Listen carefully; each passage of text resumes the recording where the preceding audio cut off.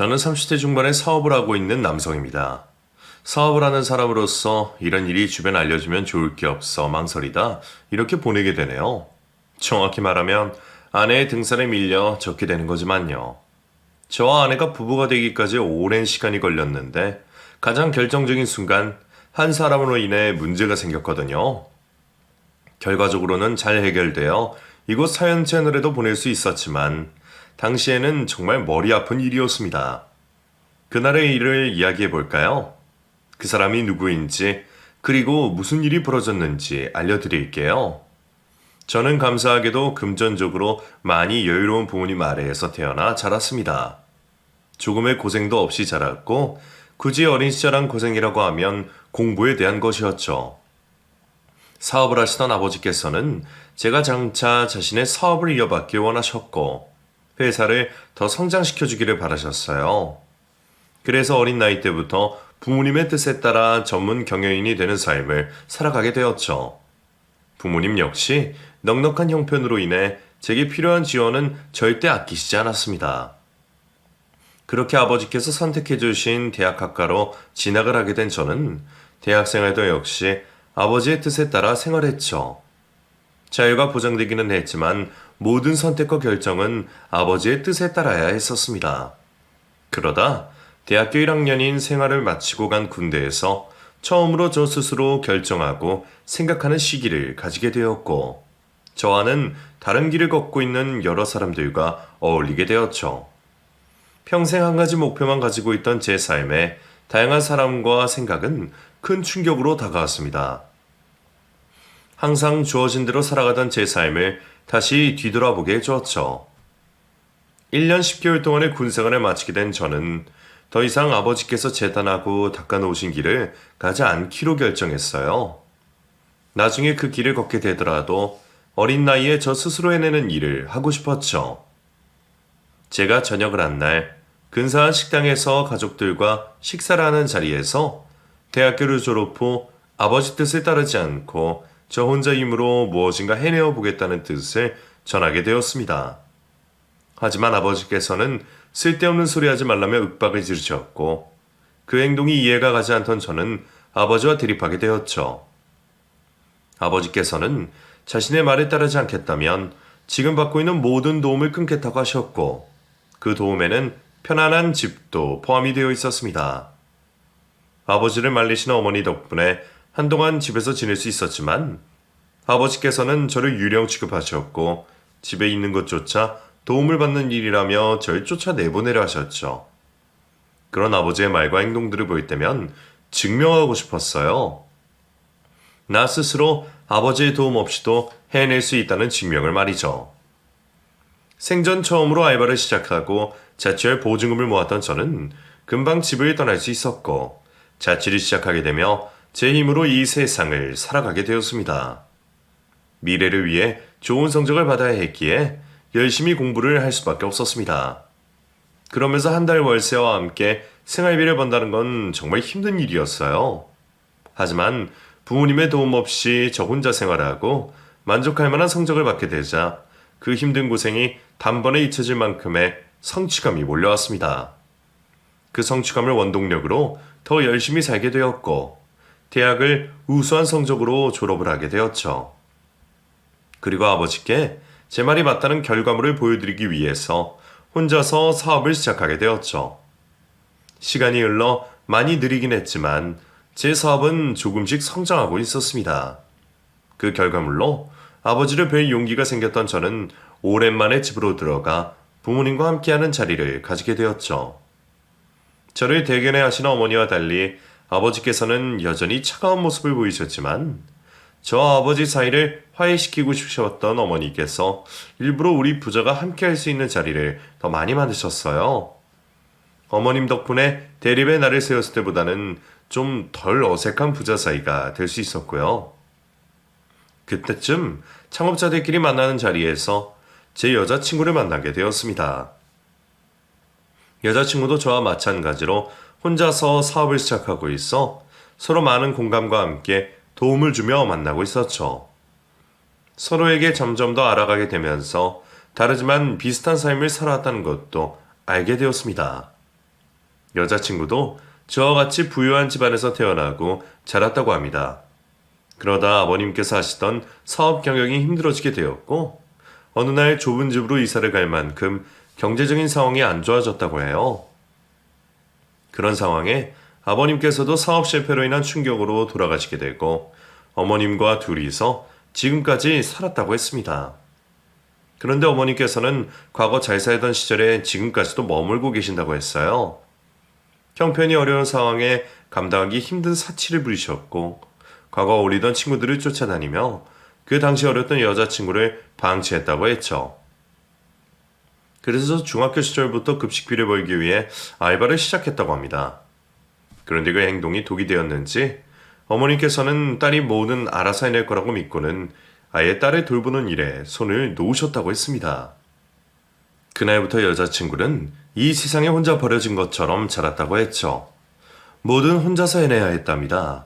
대학 등록금을 비롯 생활비까지 말이죠. 갖은 노력을 하며 살았지만 사치를 하는 어머님으로 인해 점점 작은 집으로 이사를 갈 수밖에 없었다고 했습니다. 사업을 시작한 것도 도저히 회사 오너의 월급으로 자신의 앞길이 보이지 않던 이유도 있다고 했어요. 여자친구에 비하면 제 입장은 배부른 상황이었지만 서로 혼자서 인생을 개척하고 있었다는 공통점으로 인해 더더욱 가까워지게 되었죠. 그런 여자친구와 서로의 사업을 도와주는 멘티와 멘토를 번갈아가며 오랜 기간 연애를 하게 되었고 우리의 사업이 어느 정도 안정권에 도달해서는 결혼 약속을 하게 되었죠. 그리고 제가 먼저 여자친구의 집으로 가서 어머님을 뵙고 인사와 함께 결혼 승낙을 받기로 했습니다. 그렇게 결혼 인사를 드리는 모든 남자들의 마음과 같이 저 또한 온몸에 긴장을 한 채로 여자친구 집으로 출발을 했죠. 출발하기 전 통화한 여자친구의 말로는 예비 장모님께서 저에 대한 기대가 크시다면서 벌써부터 집 밖에 나와 저를 기다리신다고 했습니다. 정식으로 인사를 드리기 전부터 절 좋게 봐주시는 것 같아 들뜬 마음으로 출발을 했고 금방 여자친구의 집에 도착할 수 있었죠. 그런데 어머님의 표정이 여자친구의 말과 달리 좋지가 않았습니다. 좋지 못해 인상까지 찌푸리고 계셨죠. 그 모습에 당황을 했지만 자신감 없는 모습을 보이면 더 점수가 깎일 것 같아 자신 있게 행동을 하게 되었습니다. 예의를 갖춰 인사를 드리고 곧바로 식사 자리를 하게 되었는데 제가 온다고 상이 모자랄 만큼 진수성찬을 준비해 놓으셨더라고요. 하지만 음식에서 느껴지는 마음과 달리 어머님께서는 저에게 단 한마디 물음도 없으셨습니다. 맛은 괜찮은지 물어보시는 일도 없었죠. 여자친구도 당황을 하고 있었습니다. 분위기를 풀어보려고 노력했지만 어머니께서 받아주지를 않으니 어쩔 수가 없었죠. 인사를 하고 결혼 승낙을 받으러 온 자리인데 이렇게 가만히 있으면 안 될 것 같아 식사 후 다과라 하는 자리에서 제가 먼저 말을 꺼내게 되었습니다. 여자친구를 사랑하는 마음과 제 능력, 그리고 앞으로 발전할 수 있는 미래까지 공을 들여 말했죠. 하지만 제 진지하고 진실된 내용에도 어머님께서는 무시로 일관하고 계셨습니다. 지금 자네 입장에선 답답하겠지? 여자친구 엄마라는 사람이 내 마음도 몰라주는가 했어. 난 이렇게 진실된 마음을 가지고 있고 내 미래에 대해서 확신을 가지고 있는데 왜 앞에 있는 이 사람은 내 말을 개무시하는지. 근데 자네가 하는 소리가 얼마나 신기루 같은 소리인지는 알고 있나? 영원히 사랑하는 마음? 그런 마음은 말로 하는 거야. 카사노바도 할 수 있어. 겨우 말뿐인데 뭘 못하겠어. 사랑이든 행복이든 다 현실적인 조건이 갖춰져 있어야 가능한 거라고. 자네 부모님께서는 이런 말 안 알려주시던가? 무슨 말씀인지 그리고 어떤 걱정을 하시는지 알고 있습니다. 제가 사업을 한다고 해서 기대가 크셨을 텐데 막상 만나고 보니 듣도 보지도 못한 사업체를 하고 있다고 하니 걱정이 되시겠죠? 근데 원하신다면 제 회사년도 별 매출도 보여드릴 수 있습니다. 몇 년 전부터는 가파르다고 생각될 정도로 매출도 커졌고 최근에는 나라에서 주는 상도 받으면서 더 주목받고 있습니다. 시간 나실 때 저희 회사로 오셔서 확인해 보셔도 됩니다. 그리고 꼭 제 사업이 아니라도 수연이를 위해서라면 어떻게든 성공을 해서 행복하게 만들겠습니다. 그러니 제 진심을 한 번만 믿어주십시오. 실망시키지 않겠습니다. 웃기고 있네. 됐네. 그만하자고. 자네가 팥으로 매주를 쓰든 팥죽을 만들든 난 자네를 내 사이를 삼을 생각이 없네. 이 세상 사람은이 지금 당장에 사랑하는 사람 없으면 죽을 것 같아도 다 사라지게 되어 있어. 그러니 괜히 부모가 반대하는 결혼했다가 평생 후회하고 나중에 이혼하니 많이 이런 소리 하지 말고 그만 돌아가. 급기야 코웃음을 치며 반대하는 어머님으로 인해 저는 배수의 진을 치기로 했습니다. 여자친구와의 결혼을 허락해 주실 때까지 집 앞에서 있겠다고 한 거죠. 그렇게 건물 밖으로 나와 있는데 어머니께서 무엇인가 들고 나오셨어요. 소금이었습니다. 그 소금을 저에게 뿌리시며 심한 말씀을 하시더군요. 이 거지 같은 놈이 감히 내 딸이 넘봐? 내가 방금 전에 그만하라고 했어, 안 했어? 사람이 좋은 말로 하면 알아들어야 할 거 아니야. 야, 너 여기 하루 종일 있는 건 내 상관할 바가 아닌데. 저 쪽팔리는 똥차. 저 좀 갖다 놓고 와서 너 하고 싶은 거 해. 내가 저 똥차 때문에 얼마나 창피한 줄 알아? 긴 말하지 말고 빨리 빼라고. 저딴 똥차 끄면서 무슨 사업가? 뭐 매출이 몇 배로 뛰어? 야, 너 우리 딸 만나고 싶고 결혼하고 싶으면 저 똥차에 수표로 해서 꽉 채우고 와. 내가 그러면 그때 다시 생각해 볼 테니까. 이딴 곳에 사니까 나도 지처럼 거지인 줄 아나? 제 얼굴에 소금을 뿌리며 동시에 어마어마한 수모를 준 예비 장모를 여자친구가 겨우 말려 집으로 돌려보냈습니다. 그리고 충격을 받은 저에게 돌아와 집까지 데려다 준다고 했죠. 처음 겪어보는 수모에 화가 많이 날 수밖에 없었습니다. 물론 여자친구와의 관계를 다시 생각할 정도까지는 아니었지만 얼마간은 어머님과 만남을 가지고 싶지 않았죠. 그러한 대접으로 인해 제 기분이 나쁘다는 걸 어머님께도 숨기고 싶지 않았습니다. 여자친구도 제 기분을 알고 위로를 제외하고는 다른 말을 하지 않았죠. 그 일로 인해서 양가 인사를 드리려 했던 계획은 모두 정지하게 되었습니다. 우선 당장은 불쾌한 제 기분을 빨리 잊는 데 노력했어요. 그렇게 얼마간 시간이 지나고 여자친구 위로와 애교 덕분에 화가 많이 풀렸던 저는 다시 한번 예비 장모님을 만나기로 했습니다. 장모님과 저의 사이를 풀어보려고 노력하던 여자친구가 자리를 마련해 주었거든요. 이번에는 다른 사람들도 있는 식당에서 보기로 했습니다. 혹시나 지난번처럼 경우 없는 예비 장모의 행동을 방지하기 위해서였죠. 자신의 어머니가 사람들 눈을 많이 의식하는 걸 알고 있는 여자친구의 뮤수였습니다. 저 역시도 전과 같은 일은 발생하지 않을 것 같아서 안심하기도 했고 여자친구와 결혼을 하는 게 우선이니 그 자리를 나가게 되었죠. 그런데 약속 시간을 한참 넘어 늦게 도착한 장모는 앉자마자 제가 마음에 들지 않는다는 모습을 역력하게 나타냈습니다. 어머님, 오랜만에 뵙겠습니다. 혹시 제가 중간에 연락드리면 그날의 일로 기분만 나쁘게 해드릴까 싶어서 그간 연락을 드리지 못했습니다. 혹시 그것 때문에 기분 상하셨으면 죄송합니다. 그렇게 너무 예의가 치러갈 필요 없네. 그렇게 한다고 내가 자네를 좋아할 것도 아니니까. 난 분명히 저번에 알아듣게 이야기해 준 걸로 기억해? 우리 딸, 너 같은 거지 새끼한테 시집 보낼 수 없어. 우리 집안이 어떤 집안인 줄 알고 껄떡거려? 저번에도 말씀드렸지만 수연이 사랑하는 마음 영원히 변함없을 거고 행복하게 해줄 자신 있습니다. 저 평생 지킬 수 없는 약속은 입 밖으로 꺼내지도 않았습니다. 그래서 방금 말한 것도 꼭 지킬 것이고 그 약속을 지키기 위해 지금 하고 있는 사업도 꼭 성공시킬 겁니다. 아직은 그 성과가 미약하게 보이실 수도 있지만 나름 업계 사람들도 알아줄 만큼 내실을 쌓아가고 있습니다. 그러니 너무 나쁘게만 보시지 마시고 다시 한번 찬찬히 살펴봐 주시면 감사하겠습니다. 내실? 그 내실 따진 게 문제인 거야. 요즘도 티끌모아 태산되는 줄 알고 있나? 자네. 그렇다면 나보다 자네가 사업의 흐름을 모르는 거야. 사업이든 뭐든 같이 하려고 하는 사람들이 저 10년 넘은 똥차에서 자네가 내린 걸 보면 같이 사업을 하고 싶은 생각이 들겠어? 자네가 무슨 말을 하든 그 말에 신뢰가 가겠냐고.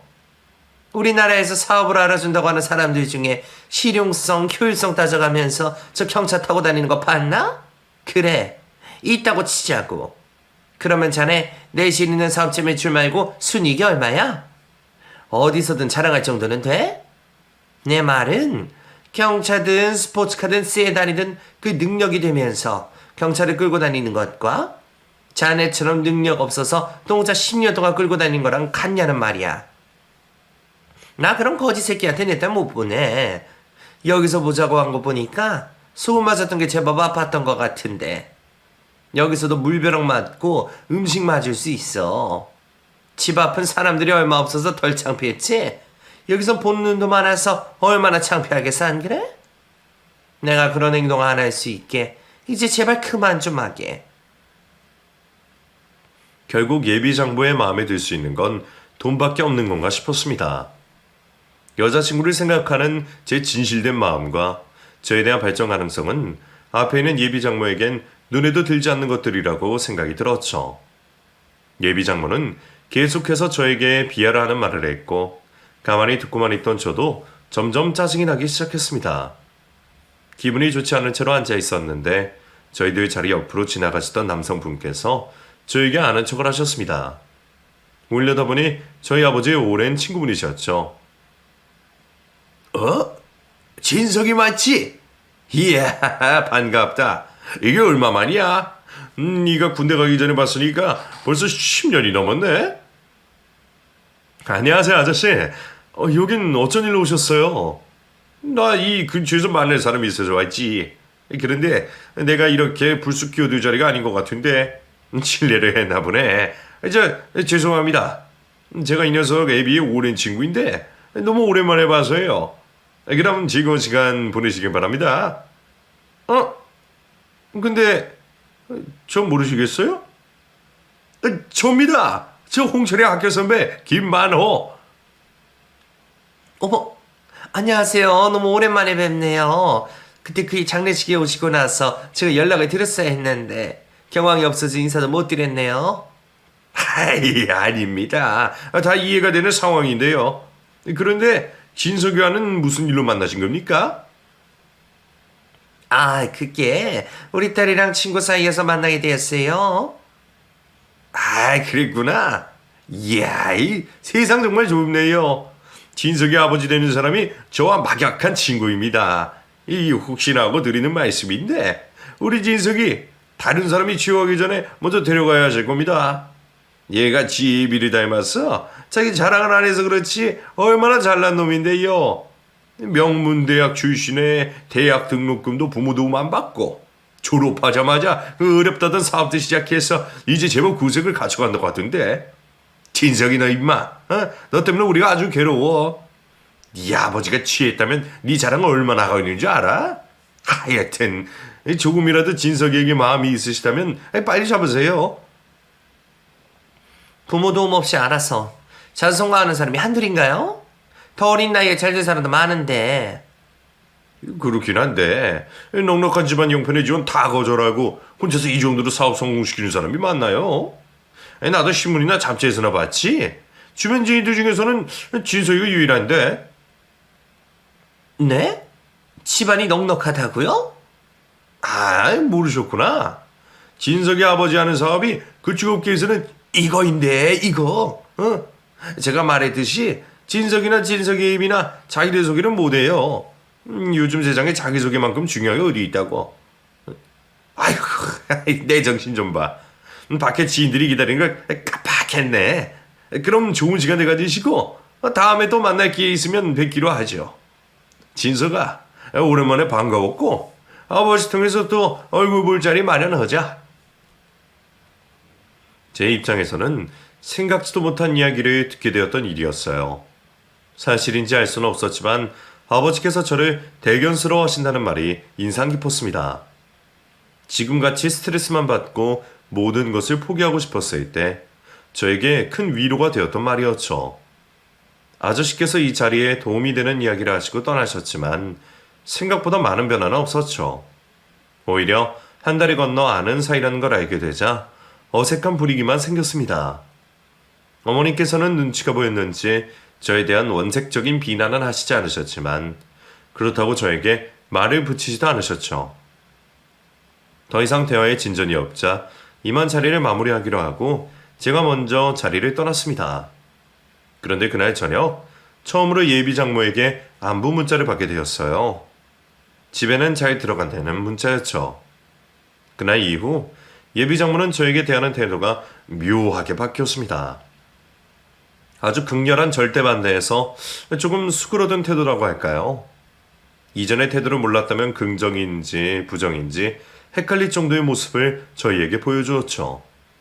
하지만 그런 태도의 변화에 또 괜한 상처를 받을까 싶었던 저와 여자친구는 예비 장모가 없는 결혼을 계획하고 있었습니다. 혹시 예비 장모가 알게 되면 괜한 난리를 치지 않을까 싶어서 비밀로 하고 계획을 하고 있었죠. 그런데 딸에게서 저와의 결혼에 대한 이야기를 듣지 못하던 예비 장모는 혹시나 자신의 행동으로 우리 사이가 깨졌을까봐 조바심이 났던 것 같아요. 여자친구에 대한 제 마음이 돌아섰다고 생각한 장모는 자신이 우리 사이를 이어붙이겠다며 급기야 저희 본가까지 알아냈고 저와 여자친구에게 알리지도 않고 막무가내로 방문을 한 거죠. 당연히 아무것도 모르고 있던 저는 그 어이없는 상황을 어머니의 연락으로 알게 되었습니다. 네 어머니. 이 시간에 무슨 일이세요? 내가 웬만하면 너에게 연락하지 않으려고 했는데 아무래도 네가 와봐야 하는 상황 같아서. 수연이 어머님이라고 하시는데 도대체 무슨 말씀이신지 모르겠네. 너 수연이랑 헤어지기로 한 거니? 아니면 싸운 거야? 수연이 어머니께서 우리 집으로 찾아오셔서는 무릎 꿇고 우시면서 너희 이렇게 헤어지게 하면 안 된다고 하시는데 뭔 말을 못하게 계속 같은 말만 반복하시니 내가 어떻게 할지 몰라서. 바쁘지 않으면 집에 와서 수연이 어머니 좀 진정시켜 줄래? 저도 어머니의 연락을 받고 이게 무슨 일인가 싶었어요. 우선 수연에게 연락을 하고 설명을 한 뒤 본가 쪽으로 와달라 했습니다. 그러면서 저도 본가로 가는 중에 갑작스레 집까지 찾아와 저희가 결혼을 해야 한다며 악다구니를 쓴다는 예비 장모의 심경의 변화가 무엇일지 생각해보게 되었죠. 확실하진 않았지만 제 생각이 맞는다면 마지막으로 자리를 함께한 식당 이후로 장모가 변한 것 같았어요. 그날 자리를 떠나고 처음으로 예비 장모에게 안부 문자를 받게 되었으니까요. 분명 자리에 앉아있을 때만 해도 이전과 똑같이 쌀쌀맞게 저를 대하던 예비 장모가 변한 이유가 어디 있을지 생각을 해보게 되었죠. 그러다 혹시 이건 아닐까라는 생각을 하게 되었습니다. 그날 저와 저희 집안에 대해서 칭찬해 주신 아버지 친구분의 말씀 때문이지 않을까 하고 말이죠. 만약 제 생각이 맞는다면 저보다는 저희 집안 경제력 때문에 장모의 심경이 변했을 것 같았습니다. 아저씨께서 칭찬해 주신 저의 모습보다 저의 여자친구가 장모님께 더 적극적으로 저에 대해서 설명한 게 많았어요. 그런데도 그런 소문을 줄 만큼 저를 마음에 들지 않았던 장모가 아저씨께서 하신 제 칭찬으로 변할 리가 없었죠. 확실한 것 같았습니다. 여자친구가 저에게 설명해줬던 장모에 대한 이야기만 생각해봐도 충분히 그럴 만한 사람이었어요. 과거 부유했던 향수를 잊지 못하는 장모에게는 그 어떠한 것보다 돈이 중요했을 것이고 딸 덕분에 다시 과거와 같은 삶으로 돌아가고 싶은 욕망이 많이 있었겠죠. 생각이 정리가 되자 수모를 당했을 때보다 더 화가 났습니다. 말로는 딸의 행복을 가장 위하는 사람처럼 굴더니 결국에는 돈에 목을 매어 자신의 행복만 추구하는 사람이란 걸 알았으니까요. 평소 여자친구가 장모에게만 너무 엄격한 기준과 차가운 시선을 보낸다고 생각했는데 그런 식으로 상대하고 봐줘야 하는 사람이 맞는 듯 했습니다. 어느새 본가로 도착을 했고 먼저 도착해 있던 여자친구와 함께 집 안으로 들어가게 되었죠. 현관문을 열고 신발을 벗으려 하는데 안쪽에서 예비 장모의 목소리가 들려왔습니다. 잠깐 동안 들었던 내용이지만 정말 어이가 없더라고요. 바로 저에 대한 칭찬이었거든요. 제 칭찬인 걸 듣게 되자 저와 여자친구는 서로의 얼굴을 보며 놀란 표정을 지었습니다. 우리 사돈께서 그래도 제 마음을 이해해 주시니 조금 안정이 되네요. 항상 우리 진석이를 보면 부모님께서는 어떤 분들일까 항상 궁금했습니다. 얼마나 곧고 올바른 분들이셔서 우리 사이가 저렇게 잘 컸나 싶었죠. 요즘 세상에 부모 도움 안 받으려고 하는 애들이 어디 있겠어요. 그리고 도움 안 주고 싶은 부모는 어디 있고요. 다들 보장되고 편한 길을 찾는데 스스로 세상과 부딪힌 진석이나 자식 도와주고 싶은 마음을 참으시고 그 과정을 지켜보신 부모님이나 정말 대단한 것 같아요. 이런 거 보면 자기한테 맞는 반쪽이 딱 있나 싶네요. 우리 수연이도 진석이한테 갈고만이처럼 똑 닮아 있잖아요. 상황은 좀 다르긴 하지만 대학 때부터 혼자 자립한 것도 그렇고 이렇게 두 사람 다 부모 지원 없이 사업까지 하고 있으니 이런 천생연분이 없죠. 이 아이들 우리가 백년해로 할 수 있게 도와줘야 하지 않겠어요? 사돈? 마음에도 없는 소리라는 걸 알고 있으니 예비 장모의 노골적인 제 칭찬에도 얼굴이 화끈거리지 않더군요. 그때 당장 들었던 생각은 예비 장모로 인해 곤욕을 치르고 계시는 마음이 여린 어머니를 빨리 피신시켜드리고 싶다는 생각뿐이었습니다. 여자친구 또한 저와 생각은 달랐지만 그 상황을 종료시키고 싶었던 마음은 같았죠. 두 얼굴의 어머니가 창피했던 여자친구는 거실로 들어가 저희 어머니께 인사만 드리고 자신의 모친을 끌고 가려고 했어요. 하지만 뱀이 또 아리를 뜨는 것처럼 저희 집에 자신이 원하는 대답을 들을 때까지 떠나려 하지 않았던 예비 장모는 자신을 끌고 가려는 딸의 팔을 내려치면서까지 저희 집에 남아있으려고 했죠. 어머님, 죄송합니다. 저희 엄마가 폐를 많이 끼쳤어요. 다시는 이런 일 없도록 하겠습니다. 엄마 가요. 어머니 피곤하세요. 얘가 시어머니 될 분도 있는 곳에서 왜 이래? 너 지금 집안 어른들끼리 대화하고 있는 거 안 보여? 그리고 안사돈께서 피곤하시긴 뭐가 피곤하셔. 나랑 지금까지 웃고 즐기고 계셨는데 내가 나랑 진석이 사이에 진전이 없으니까 이렇게 찾아온 거 아니야. 그럼 고마운 줄 알아야지. 괜히 정신 사납게 거기 서 있지 말고 엄마 옆에 앉아서 조용히 어른들 하는 이야기나 듣기나 해. 다 피가 되고 살이 되는 이야기니까. 엄마 이러지 마시라니까요. 우선 나가서 이야기해요. 좀 가만히 있어. 너희들 결혼 확정지어야 한다니까 얘가 왜 이래? 그만하시고 저희 집에서 나가주시죠. 제가 봐도 저희 어머니께서 많이 시달려 힘들어하시는 표정으로 보이는데. 어머, 정서방도 왔었구나. 너희들 같이 있다가 온 거니? 뭐야, 그럼 내가 생각한 것처럼 너의 애정전선에 문제가 있는 게 아닌 거야? 그럼 엄마한테 수연이 너가 빨리 말을 해줬어야지. 정서방, 오해하지 마. 이게 어머니가 나 그냥 대화 나누고 있던 거야. 자네가 얼마나 건실하고 좋은 청년인지 그거에 대해서 얘기하고 있었어. 물론 자네와 수연이 사이에 문제가 있어서 내가 사돈께 아이들 다시 이어주자고 온 거긴 한데 이렇게 두 사람 사이가 좋은 걸 알게 되었으니 온 김에 결혼식에 대해서 이야기하면 되지? 굳이 상견례를 또 할 필요 있겠나? 어떻게든 이 자리에서 우리 두 사람에 대한 결혼으로 자신의 앞날을 보장받아야 했는지 예비 장모는 뻔뻔한 얼굴로 저에게 웃으며 상견례 자리를 지금 이 자리에서 하자고 했습니다. 물론 그 말을 듣고 당장 예비 장모를 번쩍 들어 밖으로 쫓아내고 싶었지만 어머니까지 계시는 곳에서 차마 그러한 모습을 보일 수는 없었죠. 어쩔 수 없이 최대한 정중하게 나중에 자리를 맞는 걸로 하고 집을 떠나달라고 했어요. 저랑 수연이도 아직 나눌 이야기도 더 있고요. 저번에 인사드리러 갔을 때 어머니께서 하신 말들로 저 스스로도 부족한 면이 있지 않나 싶어서 정리하고 생각할 것들이 좀 더 있습니다. 그러니 제가 좀 더 어머님 마음에 들 수 있는 사람이 되고 수연이와 다시 이야기해서 결정이 되면 그때 다시 저희 부모님과 말씀 나누시기로 하죠. 자네 설마 그때 내가 조금 살살맞게 대해서 그러는 건가? 내가 자네가 이렇게 오해를 할 줄 알았으면 처음부터 잘해주는 건데 나는 자네가 믿을 만한 사람인지 또 마음은 진실한지 그 각오를 확인하려는 마음에 하는 행동들이네. 내 평생을 정성 들여 키운 수연인데 그 정도 확인을 할 수 있지 않겠나? 자식 가진 부모 마음이 다 똑같지 않겠어? 안 그렇습니까, 사돈? 저와 여자친구가 예비장모를 집에서 끌어내려고 할수록 예비장모는 저희 어머니를 물고 늘어지며 자리를 지키고 있었죠. 장모를 제외하고 우리 세 사람 전부 다 난감해하던 차에 아버지께서 집으로 들어오셨습니다. 예상보다 일찍이 집으로 들어오신 아버지로 인해 저는 당황할 수밖에 없었죠. 본래도 저를 탐탁하지 않게 생각하신 아버지께서 염치 없는 예비 장모와 어이없는 이상을 알게 되신다면 분명 수영이와 하는 결혼을 좋게 보시지 않을 거라 생각했습니다. 이제 겨우 부모님과 다시 교류를 하면서 지내고 있는데 또다시 결혼을 반대하시는 아버지와 대립을 하며 나를 세울 생각을 하니 벌써부터 머리가 아파오는 듯 했죠.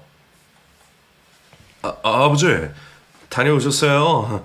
그게 수연이 어머님이신데 오해가 있으셔서 어머니를 뵈러 오셨어요. 우선 안방으로 가시죠. 제가 어떻게 된 일인지 설명하겠습니다. 어머, 진석이 아버님이시구나. 안녕하세요. 처음 뵙겠습니다. 저 진석이가 결혼 준비하고 있는 수연이 어머니 되는 사람입니다.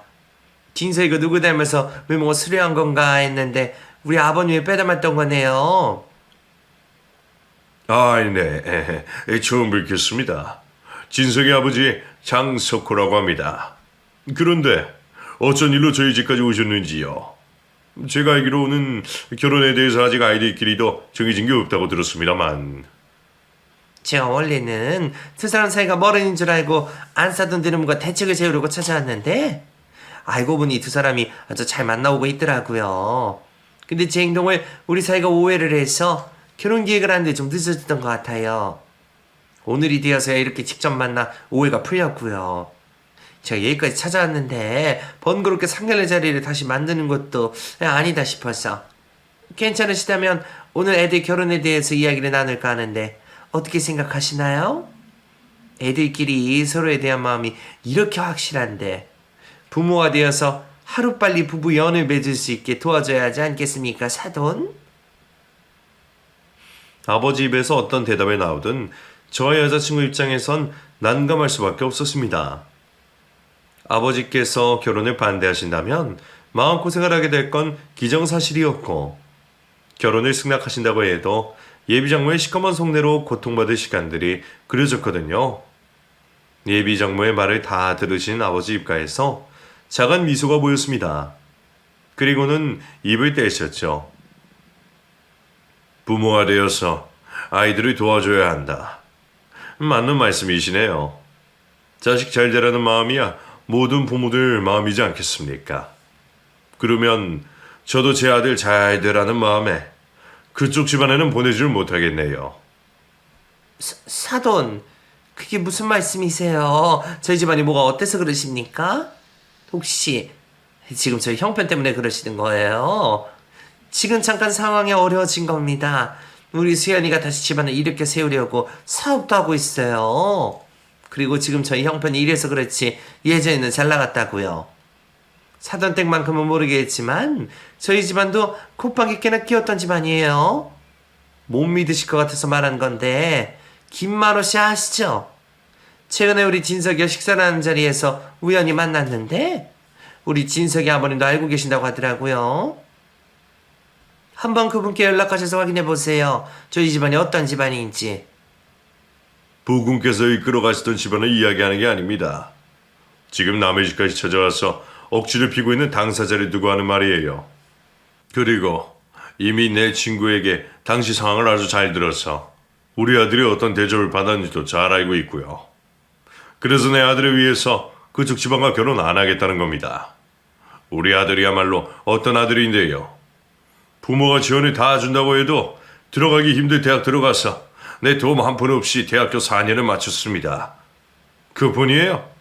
하루에도 몇 번이고 부모의 도움을 받으려는 유혹이 있었을 텐데 그런 유혹 전부 이겨내면서 어엿한 사업체도 이끄는 사장이 된 내 아들입니다. 내 무뚝뚝한 성격 때문에 그렇지 다른 아버지들 같았으면 내 아들 등에 업고 자랑을 하고 다녔을 거라고요. 그런 내 아들을 무시해놓고 이제 와서 결혼 얘기를 꺼냅니까? 내 아내와 내가 당신의 시커먼 속도 모를 줄 알아요? 수연이 이야기는 익히 들어와서 며느리 삼을 생각은 있지만 당신과는 사돈 맺을 생각 없습니다. 괜히 애들 난감하게 만들지 말고 내 집에서 나가세요. 나중에 알고 보니 아버지께서는 제가 예비 장모에게 어떠한 대접을 받았는지를 모두 알고 계신 상태였었습니다. 우선 아저씨께서 저와 만났던 그날 바로 아버지께 연락을 하셨더라고요. 제가 식당에 들어오기 전부터 계셨던 아저씨께서는 예비 장모에게 갖은 무시를 받고 있는 저를 보셨고 그 상황을 중재하고자 우연히 저와 예비 장모를 아는 척하시고 자리를 떠나셨던 거예요. 그 말씀을 전해 듣게 되셨던 아버지께서는 내색도 하지 않으시고 홀로 마음 아파하셨고 제 친구들에게 연락을 하여 제가 어떤 상황에 있는지 아버지로서 도움을 줄 수 있는 건 없는지 확인을 해보셨던 거죠. 저는 생각처럼 잘 풀리지 않는 결혼 준비에 답답한 마음을 친구들에게 말한 적 있었고 그 이야기를 알고 있던 친구들이 솔직하게 제가 당했던 수모까지 아버지께 말해준 거죠. 아버지께서는 무뚝뚝하고 저에게 관심 없어 보이던 겉모습과 달리 마음속으로는 저를 대견스러워 하셨다고 합니다.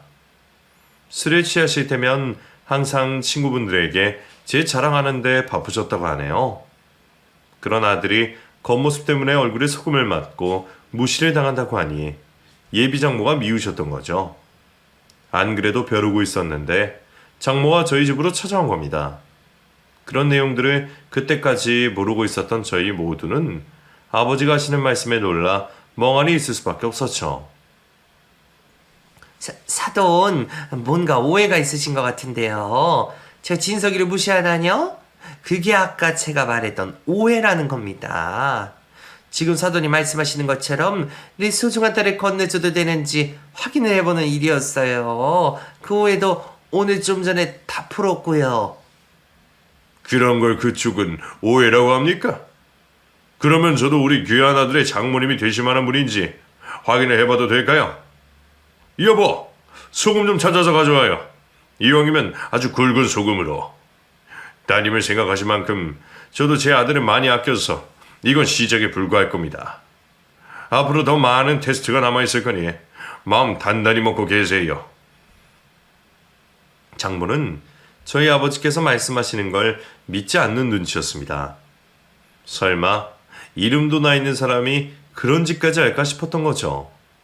하지만 그런 장모의 아니란 생각은 융단 폭격을 하듯 떨어지는 소금 앞에 산산조각이 나버렸습니다.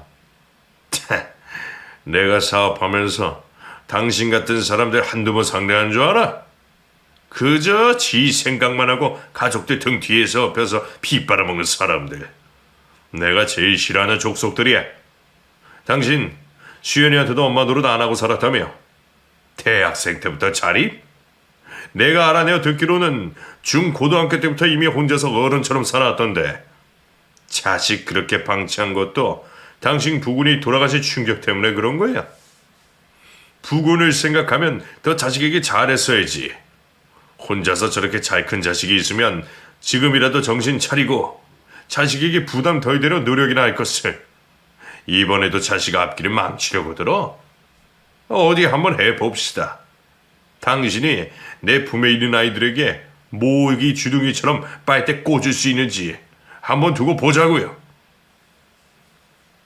세차게 내리는 굵은 소금 줄기에 예비 장모는 혼비백산하며 도망가길 바빴습니다. 그러면서 여자친구의 도움에 손길을 뻗었죠. 하지만 여자친구도 자기밖에 모르는 자신의 어머니가 지긋지긋했는지 도움을 요청하는 장모를 모른 척했죠. 예, 수연아. 너희 시아버지들 분께 다 오해라고 말씀드려. 내가 널 얼마나 정성 들여서 키웠는데, 뭐 잘못하시는 것 같아. 엄마, 이제 그만해요. 괜히 다른 사람들까지 힘들게 하지 마세요. 지금 이 상황, 엄마가 다 자초하신 거예요. 솔직히 엄마가 저에게 한 번이라도 관심 가져주신 적 있으세요? 맨날 옛 친구들한테 잘 보여서 남는 물건이나 얻어보려고 기웃거리며 쫓아다니는 게 바빴지. 저에게 신경이나 쓰셨던 적 있냐고요. 저도 결혼하면서 엄마 잘해보려고 했는데 이젠 더는 안 되겠어요. 딸이 하는 말에 무엇인가 느낀 게 있는 건지 아니면 더 이상 그 장소에서는 동정심과 거짓말이 통할 상대가 없다는 걸 깨달았는지 장모는 입을 꾹 다물었습니다. 그리고 입을 다물고 있는 장모를 제가 밖으로 데리고 나갔죠. 그날 그렇게 사건이 일단락되었습니다. 이후 여자친구와 저는 고심 끝에 이전 계획처럼 장모를 배제한 결혼식을 치르기로 했어요. 괜히 참석의 의미를 둔다고 데려와봤자 또 예측할 수 없는 큰일이 생겨버려서 한 번 있는 소중한 결혼식을 망칠 수 없었으니까요. 아버지께서는 이번 사건으로 상처받았을 수연이가 걱정된다며 집으로 거의 매일 불러 얼어붙은 마음을 조금이라도 녹을 수 있게 해주셨죠. 그리고 저희 부모님의 배려 덕분에 행복한 결혼식을 올릴 수 있었습니다. 물론 아버지와는 그날의 일로 화해를 하게 되었고요. 그래서 지금까지 아내는 저희 부모님을 친부모님처럼 모시고 있고 저도 부모님과 사이가 좋았던 어린 시절보다 더 가깝게 지내고 있어요. 모든 것이 행복하긴 한데 앞으로가 고민이긴 합니다. 지금처럼 아내의 어머니와 남잠처럼 지내야 할지 아니면 취소한 자식 사이 노릇을 해야 할지 두 생각 사이에서 고민을 하고 있죠. 아내는 전자이긴 한데 제가 마음이 좀 걸리네요. 이야기를 마무리하며 여러분들께서는 저와 같은 상황에 어떤 선택을 하실지 고견을 듣고 싶습니다. 그럼 지금까지 이야기를 들어주셔서 감사합니다.